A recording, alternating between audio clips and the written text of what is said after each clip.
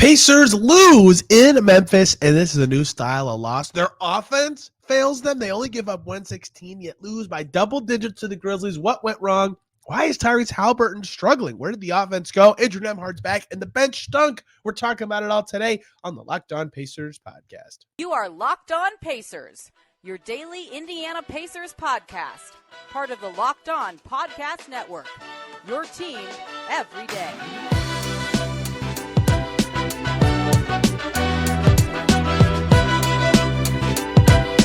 What up, y'all? Happy Friday. Congrats. You made it through the week, and welcome into another edition of the Locked On Pacers podcast, where we, of course, talk about the Indiana Pacers. As always, my name's Tony East. I cover the team for Forbes and SI, and today we're talking Pacers, Grizzlies on Beale Street. John Morant is back playing at home.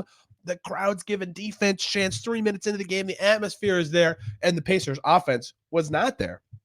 Their lowest scoring game of the season after a quality enough couple stretches offensively. They had a brilliant 27 points in like 6 minutes to close the first half.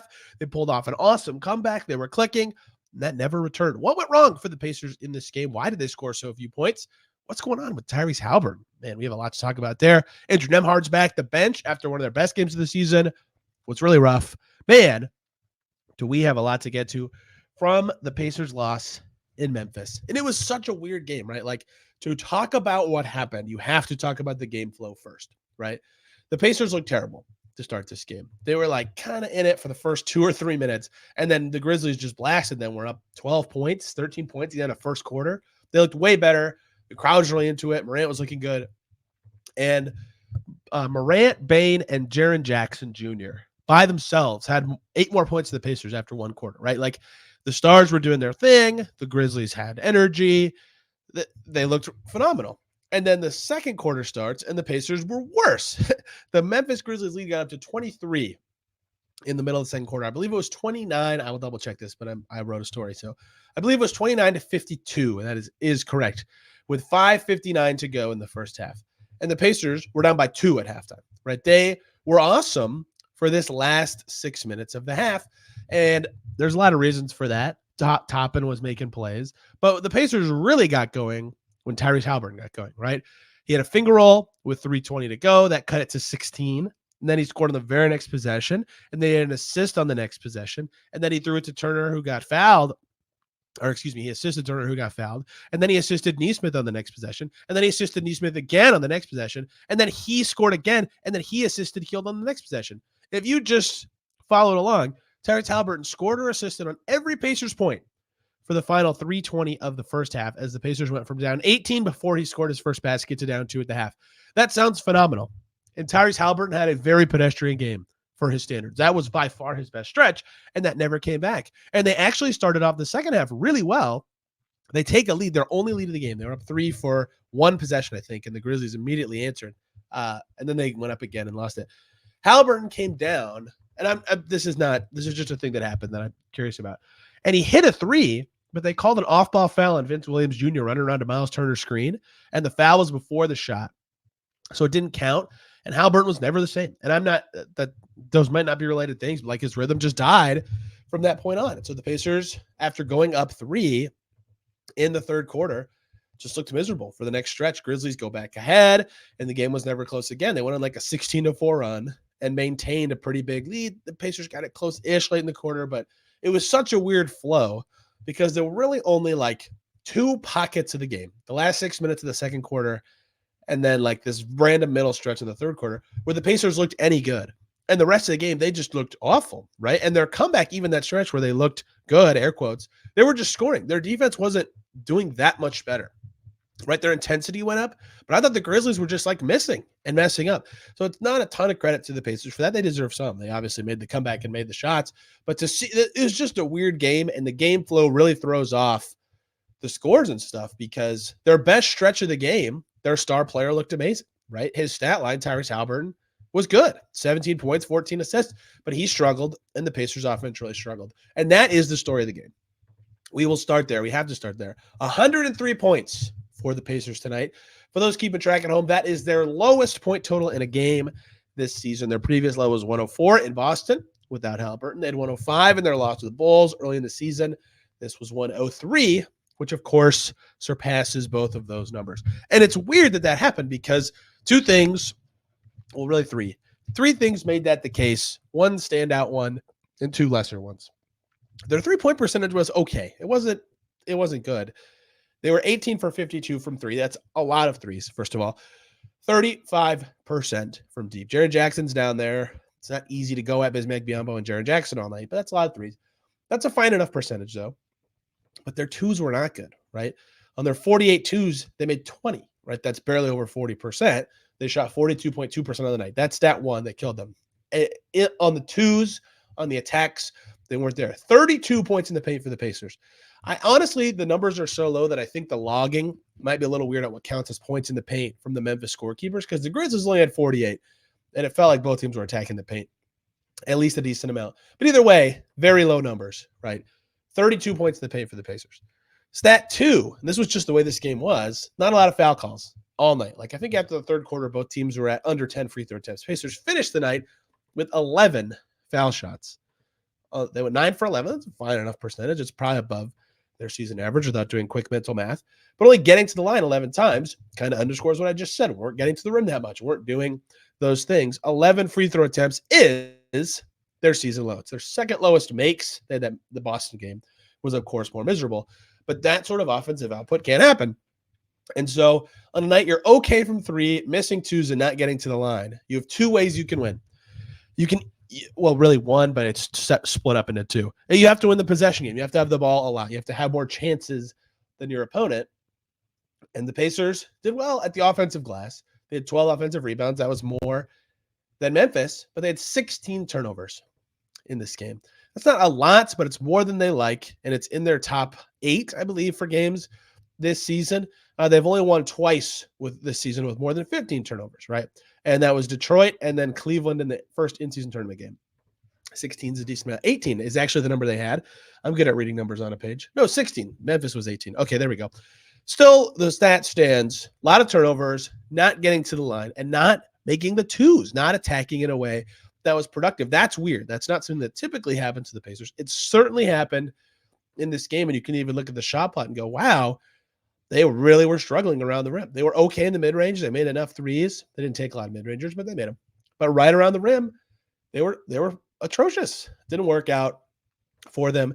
And it leads to their worst offensive output of the season, which is one, funny timing. If you listen to yesterday's show, the Pacers beat the Hornets, and they held the Hornets to 113. And I said, the Pacers line for wins and losses for opponent points is 124, right? If they hold their opponent to 124 or less, they've lost twice this season. That was Portland when the Pacers scored 110, and Chicago when they scored 105. Every other time they've held their opponent to 124 or less, they have won. The very next day, the episode's been out for like 18 hours. They hold their opponent to 116 and get their butt kicked for a majority of the game. So I look silly for that, but I think that kind of underscores how bad their offense was in this game. Usually what they did defensively, which wasn't great. Like, I think a lot of their successes in this game was Memphis just like not being the most forceful team ever offensively. They made a lot of threes, but they were not playing well in the lane. They had 18 turnovers. They were not great on the offensive glass. But to hold a team to 116 and lose that badly really tells you how bad the Pacers offense was in this game. Their bench, that was amazing on Wednesday night, completely went back to earth. They were not good. The starters were actually competing. A lot of them had positive plus minuses, but they all could have been better. And the Pacers offense was just not good enough. And that starts with their star player, which is so fascinating to say. Tyrese Haliburton had the stretch of the game, like I started this with. That late second quarter stretch was the only reason the Pacers were in this and had a chance. They erased a 23-point lead like that. And he still had a very down night. Missed 10 threes in this game, 17 points on 19 shots, and he's still +1. But it wasn't enough from Tyrese Haliburton. What's going on with him? A little bit of a slump for the Pacers star. Is there a theme? Is he just missing? What is he saying about it? I'll have a story about that tomorrow. But what can be taken from this, plus more thoughts on the game, on the Pacers bench, on Andrew Nembhard's return, all sorts of stuff coming here on the Locked On Pacers podcast. This show is sponsored by BetterHelp. The holidays are here, and your family might do any number of things to celebrate the holiday season. Exchange gifts, travel, donate to something, We might just spend time together. That's what my family typically does. Whether or not your family gives gifts during the holidays, you get to define how you give to yourself. And the holidays are a great time to do exactly that. Whether it's by starting therapy, going easier on yourself during the tough moments, or treating yourself to a day of complete rest. Remember to give yourself some love this holiday season. It's helpful for me and it's helpful for everybody. And so can therapy be. Therapy can help you learn positive coping skills and teach yourself to set boundaries. You can be the best version of yourself. It's not just for people who have experienced major trauma. It's for anybody. If you're thinking of starting therapy, give BetterHelp a try. It's entirely online, designed to be convenient, flexible, and suited to your schedule. Just fill out a brief questionnaire to get matched with a licensed therapist and switch therapists anytime for no additional charge. In the season of giving, give yourself what you need with BetterHelp. Visit BetterHelp.com/LockedOnNBA today to get 10% off your first month. That's BetterHelp, HELP.com/LockedOnNBA. Back here on Locked On Pacers, thanks for making us your first listen today and every single day. For your second listen, jump on over to Locked On Grizzlies. Hear about John Morant's triumphant return at home. A rockin' FedEx Forum, Joe Mullinax was talking about on his Locked On Now. That's how it should be, man. That team should be awesome. Now that Morant's back, I think they're going to be good. Can they climb back into meaningful seeding? It's possible. 2-0, and the trio, all with 20 points, their stars tonight. That's been a rarity for them, at least according to the broadcast tonight. I like the Grizzlies' talent. We'll see if they can get enough wins after their poor start to the season. They're better than the record suggests. That no one will look at this as a bad loss for the Pacers, but they will look at it as a night where their offense was awful, the worst it was all season. And Tyrese Haliburton might look at this, as his worst game of the season. 4 turnovers. He hates when he does that. Absolutely hates it. Right? He very rarely gets that high in the turnover count. He's only been over 4 twice all season. He's been at 4 5 times every other game. He's below that, right? 4 is a ton for him. Some of them were errant passes. Some of them were mistimed plays. I think one of them was a poor handle. That's a rarity for him. He absolutely hates those, right? 14 assists. He was still slinging it around pretty well. But the thing that killed him in this game, 5 for 7 on twos. When he drove, when he attacked, things went well. He could not hit a 3 for his life. 2 for 12. He got out of his funk on that play I mentioned earlier and never got it back. And he was shooting the shots he normally takes. They just weren't going in. So lazy analysis to start, and then we'll really get into what I talked to Tyrese Haliburton about this. I'll have a story about it. But, he started the game, or he started this stretch of down play for him, I would say, in Milwaukee, right? The Detroit game, he was not great, but he had half his threes. He couldn't make his twos, but he had 16 assists. Milwaukee, 22 points, 7 assists, 3 turnovers, and he was 1 for 4 from deep. Washington, maybe the Pacers' worst loss of the season. For my money, second worst. 19 points on 17 shots, 11 assists, 4 turnovers. Tough. 2 of 6 from deep. Clippers, 8 points, lowest of the season, 11 assists, 4 turnovers, 1 for 5 from deep. And then the Hornets, their win 2 nights ago now, 19 points, 13 assists, 3 for 9 from deep, 4 turnovers. So entering today, his last 5 games, he was averaging more than 4 turnovers per game. 4.4. He had 4 today. So you can do the math if you'd like and sum those up. You would get 26 in his last 6 appearances, a little over 4. It's 4 1/3. And so that's not good. That is one problem that Tyrese Haliburton is having. But the reason we ran through the game log is less about the turnovers. The amount he passes, I expect him to have some. Not a lot. 4 is a lot. 4 is well over his average. It's very easy to check Basketball Reference and determine that. On the season, even with the stretch, he's averaging 2.7 per game, right? 3.2, about what I expect from him, although he's had the games with 0. The thing that has struck me is the threes, and he'll say this too, right? The 1 for 4 and 2 for 6, that's 3 for 10, and then 4 for 15, including the Clippers game, and then 7 for 24, including the Hornets game, and then including tonight, 9 for 36, 25% from deep in his last 6 games. Tyrese Haliburton is. Oof. That's a big part of his game. So the first part of branching out of this is the way he's defended, right? That step back 3 is a weapon for him. The first time I noticed this, and I might just be saying things, I'm not the smartest person ever. Isaiah Stewart just said, yeah, screw it. We're not going to let you get to your floor. We're not going to let you get in the paint where you can pass and be a stud. If I'm guarding you in ISO, I want you to shoot the 3. I want that to be the outcome, even though he's a good shooter normally, right? Like over 40% every season of his career. And to be clear, before I get really into this, I expect him to bounce back. Like everybody does. The law of averages demands it, basically. He's still at 42% for the season. Entering this game now, it's probably closer to 40. I expect him to start making more threes again. So does he, so do the Pacers. But like that little thing I have noticed recently is that is a shot being encouraged.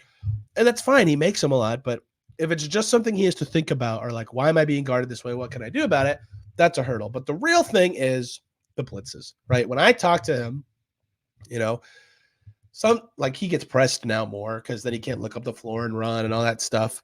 But the ball's moving still, the shots are getting up, but like it's just a lot of blitzes. Guys are coming his way.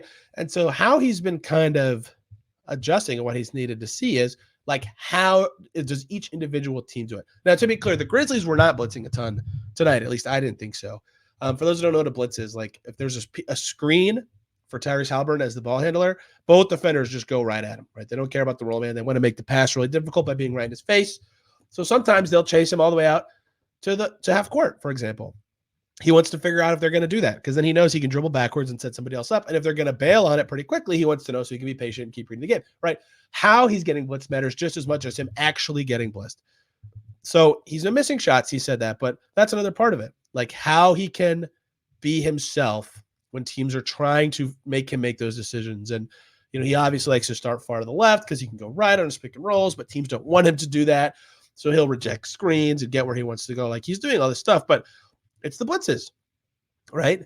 And so he's just got to like figure out exactly how that works. And I think he will, one, because he's one of the highest IQ players in the league. Like if you listen to Monday's press conference after the Clippers game, he talked about it. He's like, I love the chess match. This is the NBA. This is how the adjustments go. And this is important for him. That's something Rick Carlisle said too, that I don't think should be lost in this, right? The Pacers are above 500. They're a winning team. Their expectations have changed among the fan base, certainly, after their start to the season, for better or worse.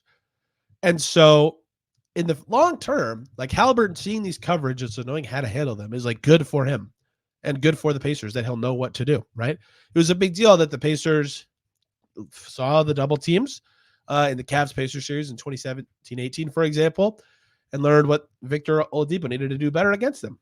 Now that obviously never happened again, but like that was valuable experience. They tried to address it with some tweaks and additions. Haliburton seeing this stuff now is good, but he's got to figure it out, right? He said to me that he doesn't think his decision-making is perfect right now. The passing, how long he needs to stay in place, right? If the blitz is going to encourage him to shoot or give it up. It's a lot of different stuff. Just hold the phrase he used was holding the defense for longer. So it's not every game that's happening. Like tonight, I thought, at least, if I'm wrong, someone please correct me, like they were kind of switching on him, and they have a lot of one good, but two like rangy defenders like Jaren Jackson switches on him. That's a hard guy to drive past. Desmond Bane, a little smaller, difficult to drive past. Like they're the Grizzlies. Vince Williams is starting for them because he can defend, right? They have good defensive players all over their team. Once Haliburton found some driving lanes, that was the Pacers by stretch, but it's hard to do that, and their switching made it more difficult. I didn't think there were a ton of blitzes in this game, but he's like this level of it is tough, right? So he's got to, and he knows he's got to figure it out, and that will help him naturally grow out of this. But the problem is twofold. One, he's figuring it out, but at the same time, right, he's turning it over more than he wants, which he said, and the shot's not falling, right? If he could still make his threes, but just didn't have as many opportunities to beat Tyrese Haliburton, it'd be better, right? Like I think they shot over 40% from deep without him in this game. Certainly, actually, now that I look at it, right? That helps a lot.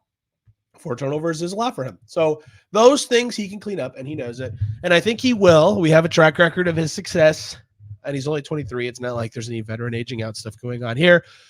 But, he knows that the struggles are there. He's got to figure it out and read the defenses. He's been talking to his trainer about it. And I'm looking forward to seeing what he does to get out of it or how the Pacers can help him adjust because, like, he was fine inside the arc. They actually won his minutes. Like, maybe I'm being overly critical right now. I don't think he was bad. He played 37 minutes and 33 seconds, and they won those minutes by a point. That's great. That means in the other 10 minutes of the game, they were awful, and they lost by 14, which we'll talk about in a second.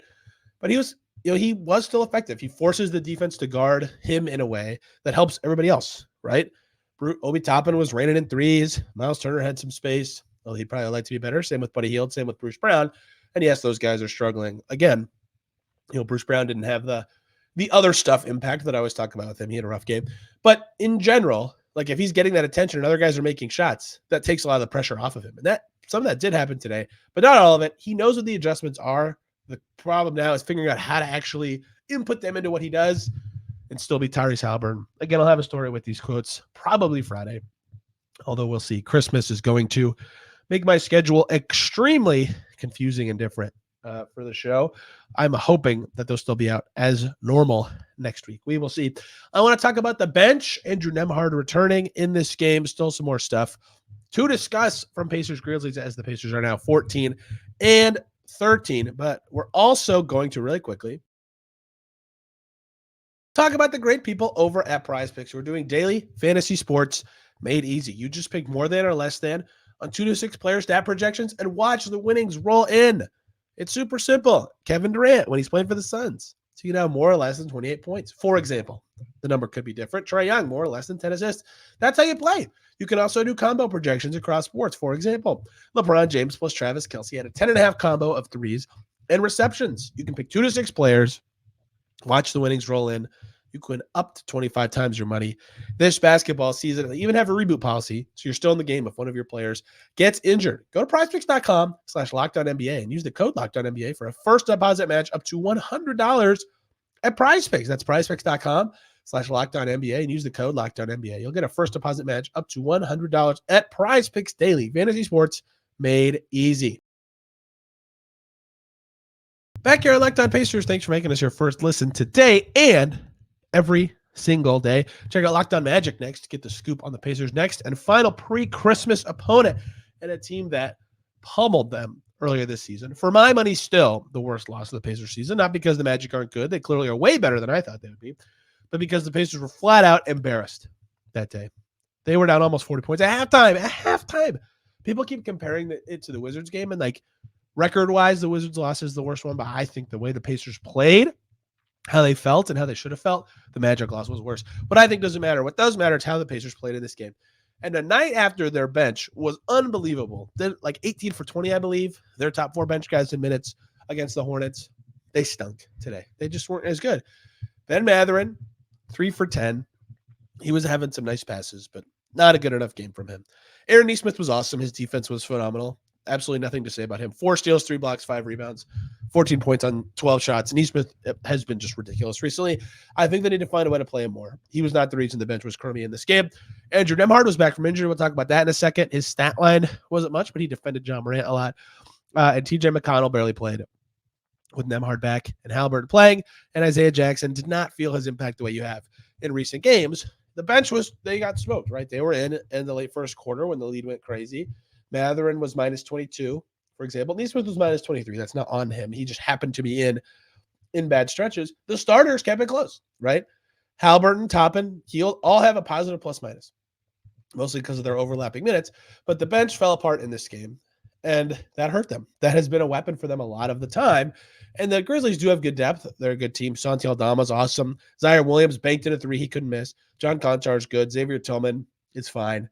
Right, they have a good second unit, but not one that you'd think would give the Pacers that much trouble, but it did in this game. And so a night after, the bench was fantastic and made it so the Pacers, outside of like the last 3 minutes of the third quarter against the Hornets, the bench was equal to the starters. You could leave them in as long as you want if you were at Carlisle. That was not the case in this one, and they absolutely needed it to be in a way that was pretty tough, right? That was not the bench performance they needed or wanted.